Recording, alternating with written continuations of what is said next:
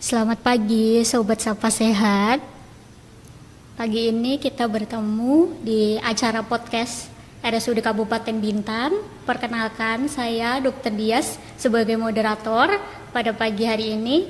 Kemudian ada narasumber kami, ada Dr. Dwi Fahri, Junaidi Harap, spesialis anak. Beliau adalah salah satu dokter spesialis anak di RSUD Kabupaten Bintan. Selamat pagi, dokter. Pagi, Dr. Dias. Ya, dok. Jadi pada pagi hari ini kita akan membahas mengenai kesehatan anak dengan tema adalah tanda bahaya keterlambatan perkembangan pada anak. Hari ini hari spesial, dok. Tanggal 23 Juli kan Hari Anak Nasional. Iya, betul ya. Ya, jadi lagi hari Anak Nasional. Terus kita lagi mau berbicara mengenai kesehatan anak dengan narasumbernya dokter spesialis anak gitu. Ya. Kita mulai ya, dok. Baik, ya, silakan. Ya, karena berbicara mengenai tumbuh kembang anak. Tumbuh kembang ini biasanya ada yang berbicara, bapak, ibu, anaknya tumbuh kembangnya baik kayak gitu. Nah, tumbuh kembang ini sebenarnya satu kesatuan atau berbeda, dok, antara tumbuh dan kembang? Ya, terima kasih. Jadi memang satu kekhususan pada anak itu adalah ada pertumbuhan dan perkembangan ya yang tidak dimiliki mungkin oleh orang dewasa ya. Nah, kalau kita lihat per definisi pertumbuhan itu adalah bertambahnya ukuran fisik dan bentuk tubuh anak ya. Biasanya kita bisa nilai dari pengukuran berat badan, panjang badan atau tinggi badan dan lingkar kepala. Sedangkan perkembangan itu adalah bertambahnya kemampuan struktur dan fungsi tubuh seorang anak yang lebih kompleks ya. Berarti untuk hari ini kita berfokus di tadi ya, dok, perkembangan itu struktur dan fungsi. Betul. Pada seorang anak. Itu ada berapa aspek, dok, yang dinilai di dalam perkembangan anak itu, dokter? Ya, jadi untuk perkembangan itu memang ada 4 aspek atau ranah yang harus kita evaluasi dan periksa setiap anak ada kunjungan ke fasilitas kesehatan ya. Yang pertama adalah perkembangan motorik kasar. Ya, itu adalah kemampuan yang melibatkan otot-otot besar. Misalnya untuk duduk, berdiri, berjalan, dan berlari. Yang kedua, perkembangan motorik halus. Itu kemampuan yang melibatkan otot-otot kecil dan koordinasi mata dan tangan. Misalnya kemampuan anak untuk memegang benda ya. Kemudian mengambil benda yang kecil gitu ya, kemudian menyusun balok dan lain-lain gitu ya. Yang ketiga adalah perkembangan bicara dan bahasa. Itu adalah kemampuan anak untuk merespon suara, kemudian mengoceh atau berbicara dan memahami instruksi atau perintah. Yang terakhir, yang keempat adalah perkembangan kemandirian dan sosial. Nah, itu adalah kemampuan seorang anak dalam melakukan interaksi dengan sekitarnya dan mengurus diri sendiri atau kemandirian tadi.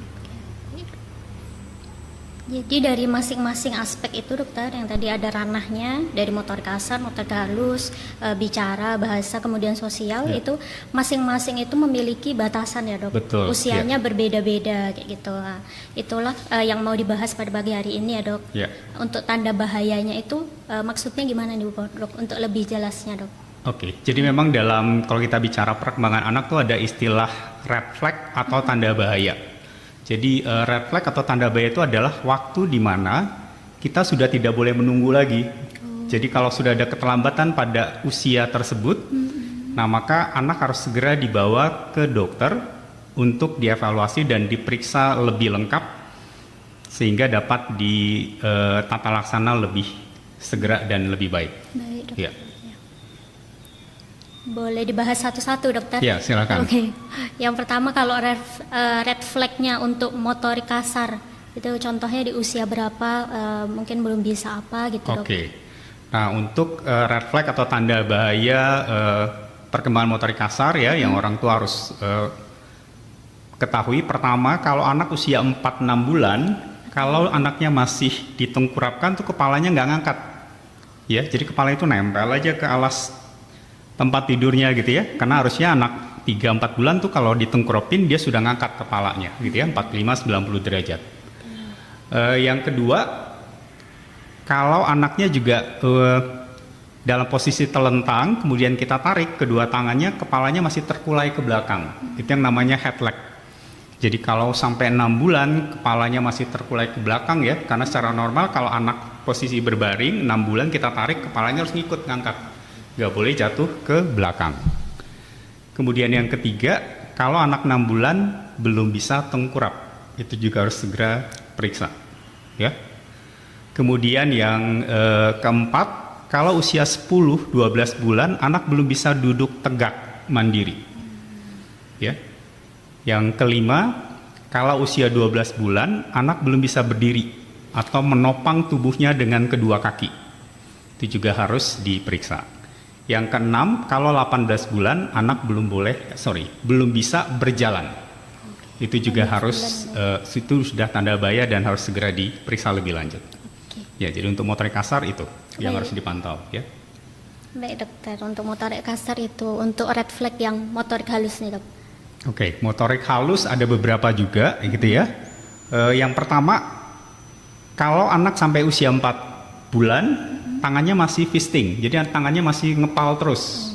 Nah itu nggak boleh ya, jadi kalau ada bayi, kok tangannya ngepal terus ya? Karena kan bayi itu harusnya terbuka tangannya ya, jadi kalau dia ngepal terus sampai 4 bulan, itu pasti ada sesuatu. Nah, itu sering kita temukan pada pasien-pasien yang cerebral palsy biasanya. Ya, jadi hati-hati sekali kalau bayinya kok 4 bulan masih ngepal. Kedua, anak usia 12-15 bulan belum bisa ngambil benda menggunakan ibu jari. Jadi dia misalnya nggak bisa menjimpit benda kecil, misalnya ada kismis atau benda-benda kecil itu dia nggak bisa mengambil benda menggunakan jari telunjuk dan ibu jarinya. Usia 12-15 bulan itu juga harus periksa. Yang ketiga, kalau ada dominasi satu tangan sebelum usia 18 bulan. Misalnya anaknya kalau kita berikan benda gitu ya, atau kita melakukan stimulasi di depannya, dia selalu menggunakan satu tangan aja, misalnya kiri aja. Jadi kalau dikasih benda dia ngambilnya kiri, tangan kanannya diem terus.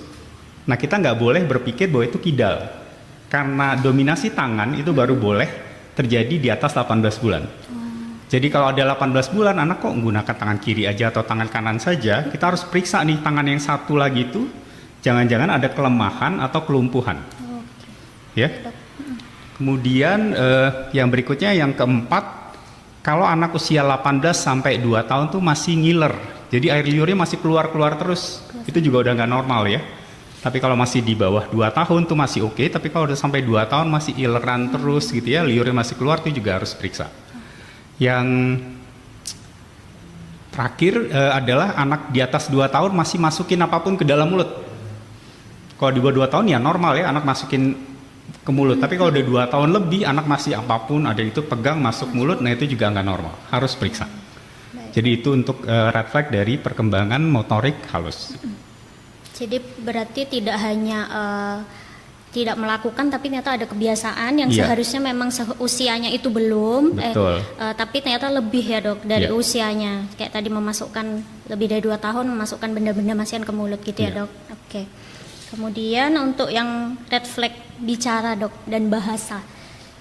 Oke, untuk bahasa bicara ya ini yang kasusnya lumayan banyak ya kalau untuk sehari-hari ya datang dengan masalah bicara dan bahasa. Nah, red flag atau tanda bahaya untuk perkembangan bicara bahasa pada anak tuh pertama, kalau anak usianya udah 6 bulan, dipanggil namanya nggak noleh dari belakang. Jadi pokoknya anak kalau dipanggil namanya 6 bulan harus noleh, dia harus nyari suara.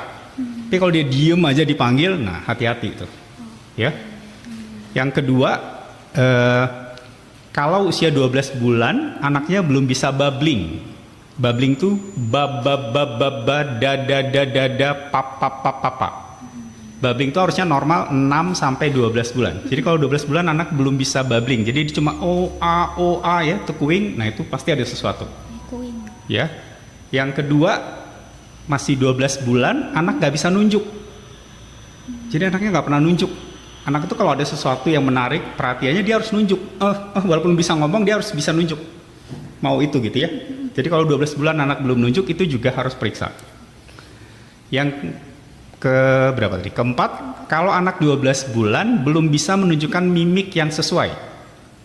Jadi mimik itu harus sesuai. Misalnya kalau orang sekitarnya ngajak dia ketawa, ya dia harus ketawa. Tapi kalau 12 bulan anaknya miminya kok datar aja ya, diajak ngomong tuh kayak nggak ada ekspresi, datar, itu juga harus periksa. Gitu ya. Kemudian yang kelima, kalau sudah usia 16 bulan belum ada satu kata pun yang keluar, itu juga harus periksa ya. Sering sekali yaitu anaknya udah 2 tahun nggak ada kata, orang tuanya nggak bawa-bawa juga gitu ya.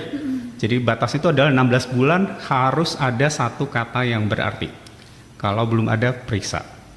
Yang terakhir, kalau usia 2 tahun, anaknya belum bisa membuat kalimat sederhana yang terdiri dari 2 kata. Jadi 2 tahun itu anak sudah harus bisa merangkai 2 kata. Misalnya dia sudah bisa menyatakan mau minum, minta makan gitu ya. Jadi paling nggak bikin kalimat sederhana terdiri dari 2 kata tadi gitu. Baik dokter. Ya, sudah dok, berarti untuk red flag-nya tadi sudah dijelaskan ya dok, dari mulai motor kasar, motor halus, kemudian bicara bahasa, kemudian ini dok untuk yang selanjutnya, bagaimana sebagai orang tua itu bisa deteksi dini dok, oh kayaknya kok anak saya ini terlambat ya gitu. Ya, ya baik. Yang hal sederhana sebenarnya kalau di buku KIA ya atau buku PINK terkenalnya di kalangan orang tua, di situ sebenarnya ada beberapa checklist tuh, ada beberapa pertanyaan-pertanyaan. Di situ ada kelompok usianya, biasanya mulai usia 3 bulan, 6 bulan, 9 bulan, sampai 60 bulan. Nah itu bisa diisi oleh orang tua, apakah anaknya misalnya anak usia 6 bulan, di checklist aja, ada berapa pertanyaan itu, berapa yang dia bisa. Gitu ya. Kalau ada satu saja, di checklist itu yang anaknya belum bisa lakukan, maka dia harus segera ke dokter atau fasilitas kesehatan untuk dievaluasi dan diperiksa lebih lanjut. Gitu. Berarti tadi ya dok, cara mudah, karena kan kalau misal buku KIA atau buku PINK itu kan semuanya pasti punya, dari mulai hamil ibunya sampai nanti ke anaknya juga. Betul, nah, ya. kita ada checklist ya dok untuk perkembangannya itu. Kalau misal ditemukan, boleh langsung untuk dibawa ke fasilitas kesehatan yang terdekat. Nah, apakah dari setiap keterlambatan itu tadi dok untuk perkembangan ini tuh harus diterapi dokter? Baik, jadi tadi ya, jadi memang kalau ada tadi kecurigaan atau kita temukan ada keterlambatan pada seorang anak tadi ya, langkah pertama memang harus dibawa ke dokter dulu.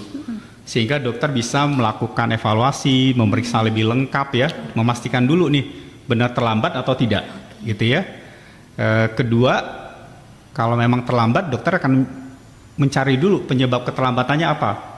Ya, bisa dengan ada mungkin nanti ada tambahan pemeriksaan laboratorium, pemeriksaan radiologi ya. Nah, setelah diagnosisnya tegak, penyebabnya diketahui, baru kita lakukan terapi atau tata laksana yang sesuai dengan diagnosis dan penyebabnya tadi. Gitu. Baik dokter, jadi setelah menemukan keterlambatan itu dibawa ke fasilitas kesehatan pun pasti akan dilakukan tes dulu ya dok, untuk menegakkan memang apakah anak ini terlambat atau tidak perkembangannya, begitu ya dok? Ya. Oke, kemudian dok ini masuk ke mitos yang kita sering dengar dok. Semisal tadi contoh dok, ada anak usia 24 bulan, 2 tahun ternyata belum bisa nih membentuk satu kata pun. Baru bisanya yang tadi ba-ba-ba atau pa-pa-pa kayak gitu. Nah kemudian, tapi dari orang tuanya ini bilang dulu ayahnya waktu kecil juga terlambat bicaranya kayak gitu. Jadi apakah ini itu bisa diwajarkan gitu karena anaknya ayahnya itu dulu terlambat, anaknya juga terlambat gitu dok?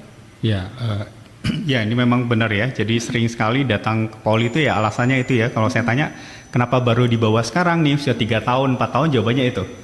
Karena dulu ayah juga terlambat dok, jadi saya tunggu-tunggu aja sampai 2-3 tahun, ternyata nggak keluar juga katanya gitu ya. Jadi itu suatu hal yang tidak tepat ya kalau kita menunggu dan menganggap bahwa keterlambatan bicara itu adalah karena ya faktor mungkin keturunan sama dengan ayahnya. Tetap kita patokannya adalah tadi, tanda bahaya tadi. Jadi kalau anak 16 bulan belum ada satu kata pun yang keluar, itu harus segera diperiksa. Karena semakin lama kita menunda nih terapi dan tata laksana, nanti hasil akhirnya akan lebih jelek, gitu ya. Tapi kalau semakin cepat kita terapi, biasanya outcome atau hasil akhirnya akan baik. Baik, ya. Terima kasih dok penjelasannya. Ada lagi nih dok, satu lagi untuk mitos nih. Biasanya itu kita tahu sekarang kan anak itu banyak terpapar gadget. Jadi apakah betul anak yang dengan screen time main gadgetnya itu lebih lama dibandingkan dengan anak yang ada screen time-nya lebih dikit, itu berpengaruh ke keterlambatan perkembangan ini, Dok? Oke. Ya. Jadi tentang gadget atau gawai itu kan memang ada rekomendasinya ya, dikeluarkan oleh Dokter Anak, Ikatan Dokter Anak Indonesia juga yang mengacu kepada Ikatan Dokter Anak di Amerika di luar ya, bahwa semua anak di bawah 18 bulan itu sebenarnya belum boleh dikenalkan dengan gadget atau gawai. Jadi nggak boleh tuh anaknya sambil makan dipaparkan sambil nonton handphone, nonton TV ya, itu nggak boleh ya. Kemudian kapan jadinya boleh nih anak menggunakan gawai atau gadget ya, di panduan itu sebenarnya paling muda tuh usia 2 tahun. Jadi 2 tahun sampai 5 tahun tuh boleh sekitar 60 menit dalam satu hari, tapi itu harus dipilih kontennya yang benar-benar bermanfaat dan anak tidak dibiarkan nonton sendiri, dia harus didampingi. Jadi kita harus menjelaskan apa yang ditonton anak dan ada komunikasi dua arah tentang itu. Karena sering sekali kalau anak yang sering dipaparkan dengan gadget gitu ya, atau screen time itu ya, screen time itu artinya semua yang ada screen, ada layar ya, jadi termasuk handphone, TV, laptop, iPad, dan lain-lain gitu ya. Jadi kalau anak terbiasa screen time tanpa didampingi, anak itu ya hanya fokus satu arah aja, tidak ada komunikasi dua arah. Itu sering sekali yang membuat anak jadinya nggak keluar, nggak tersimulasi untuk mengeluarkan kata dan lain-lain. Dan memang ada satu penelitian yang melaporkan ya, pada anak yang sudah dikenalkan dengan gadget di bawah 12 bulan, apalagi kalau lamanya lebih dari 2 jam, itu akan meningkatkan risiko keterlambatan bicara dan bahasa sebanyak 6 kali. 6 kali. Ya, jadi dampaknya besar sekali. Jadi memang sebaiknya jangan mengenalkan gadget pada usia muda. Sebenarnya kan anak itu nggak tahu gadget ya. Iya. Jadi yang memberikan dan mengenal itu orang tuanya. Orang tua. Nggak mungkin anaknya tiba-tiba minta sebenarnya. Nah, masalahnya sekali kita mengenalkan, untuk menariknya lagi tuh sangat sulit. Gitu. Ya, berarti sudah jelas ya, Dok. Ada kalau untuk penelitiannya mengenai gadget ini. Banyak sekali penelitiannya. Ya, dan sudah terbukti bahwa tadi kalau bisa di bawah 12 ya, Dok. Di bawah 18 bulan itu tadi sampai 6 kali. Ya. Lebih berisiko untuk keterlambatan dari bicaranya. Begitu. Baik, Dok. Sepertinya kalau semisal ada pertanyaan saya sudah, Dok. Okay. Tapi ada nggak, Dok, pesan untuk orang tua di rumah itu untuk mengenai perkembangan ini, Dok? Ya, mungkin pesannya itu ya tadi ya. Jadi hal sederhana yang bisa dilakukan orang tua untuk mendeteksi apakah ada anaknya keterlambatan ya. Tadi ya, buku KIA-nya tuh tolong dibuka-buka ya. Buku KIA tuh bagus sekali dibuat oleh pemerintah dan lengkap. Di situ ada screening tadi, ada checklist yang bisa Bapak Ibu isi ya. Kemampuan-kemampuan yang anaknya sudah harus bisa di kelompok umur tertentu. Bahkan di situ juga ada stimulasi apa yang harus dikerjakan. Misalnya anaknya 3 bulan, anak bulannya harus diajak main seperti apa ya, harus stimulasi apa, di buku itu juga ada. Jadi tolong dibaca dan digunakan. Sering sekali ya, bukunya itu dibawa hanya kalau untuk imunisasi aja. Sampai rumah, taruh lemari, udah tinggal, nggak pernah dibuka. Mungkin ya, itu pesannya. Baik, siap, Dokter. Jadi untuk disimpan ya buku KIA itu dan untuk dibawa dan juga dibaca. Betul. Dibawa setiap kali pergi ke posyandu, ke puskesmas atau kontrol ke dokter Dwi Fahri juga kayak gitu. Kemudian ini sudah sih, Dok, berarti sudah selesai untuk perkembangan. Mungkin nanti di lain waktu bisa untuk yang lain ya, Dok. Baik. Mungkin pertumbuhan atau nanti mengenai imunisasi begitu. Ya. Ada yang mau ditambahkan lagi, Dok? Saya rasa cukup. Sudah cukup ya. Baik, terima kasih untuk Sobat Sapa Sehat pada pagi hari ini. Kami tutup untuk acaranya. Terima kasih banyak. Assalamualaikum warahmatullahi wabarakatuh. Dadah.